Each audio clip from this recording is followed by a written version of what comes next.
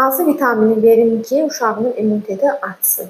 Gəlin uşağın immunitetinin artırma yollarını burada müzakirə edək. Birincisi, uşaqlarınızı mövsümə uyğun geyindirin. Hava soyuyub deyib çox qalın geyindirməyin.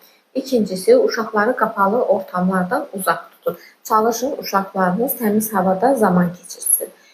Bundan başqa uşaqlarınızda bilirsiniz ki, günəşli havanın azalması vitamin D defisinə səbəb olur. Buna görə də vaxtında vitamin D, dəmir miqdarını qanda yoxladın.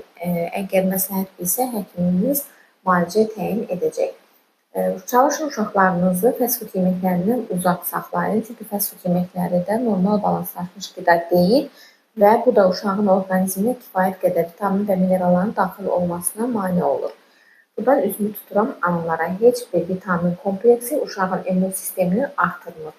Çalışın uşaqlarınızın immun sistemini təbii yolla artırın.